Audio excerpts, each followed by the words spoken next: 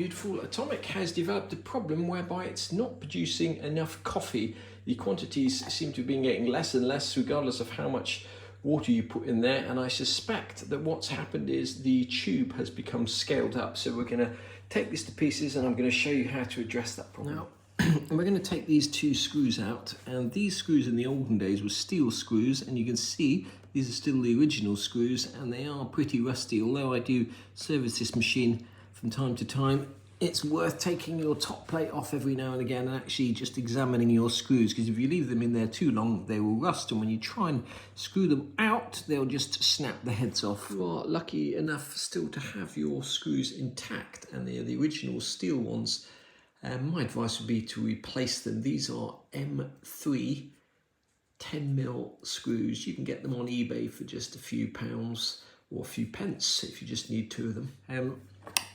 Once you've taken those two screws out, incidentally, if your screws are snapped off, it doesn't make one iota difference to your coffee. I've got plenty of machines and use plenty of machines that don't have any screws in the top there at all.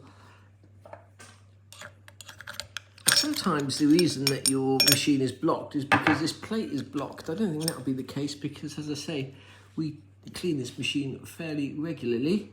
I think what the problem is this tube here runs all the way through here to the top. Now, with this steam knob closed here, if you undo this here and blow into the machine,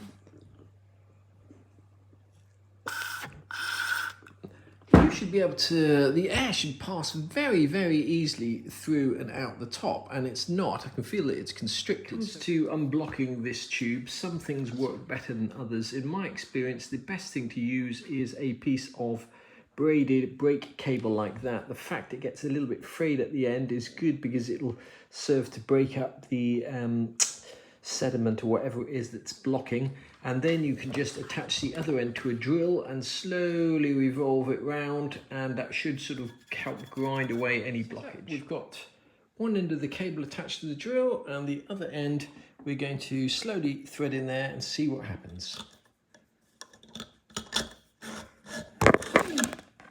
Now our wire is getting stuck and hitting a blockage well before it gets to the end of the machine, and you can see that on the end of the wire here the amount of hard water that's on there. So we're going to continue plugging away. You'll feel the drill bit breaking through, and then after that what you want to do is wash the atomic out, and what you should see is a whole load of either bits. You can see there all the sediment, the broken up sediment that we've broken up with that wire. There's also some quite chunky bits of hard water that's probably lodged to the inside of that. Do that several times until no more sediment comes out. So fill it up with cold water, shake it vigorously, still cloudy, but until no more bits of sediment come out. Third time of doing this, and you can see that there are still some really big chunky bits of sediment coming out, which explains why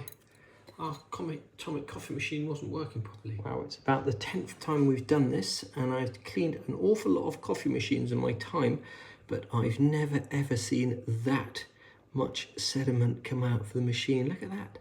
It's bigger than my finger now. Amazing. Well, just look at the size of that bit of sediment there. I suspect what we've done is we've actually stirred up the bottom of the machine, and there would have been a few millimeters of sediment there on the bottom, which has been there for years, but we're going to get a little pair of needle nose pliers and see if we can pull that out.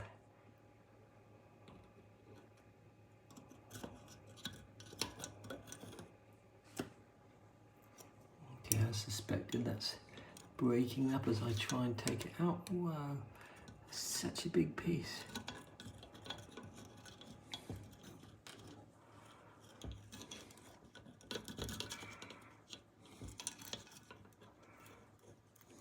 Wow, in the end, look what came out of that coffee machine. I've never seen such big bits of sediment come out of one machine. When I blow down the machine,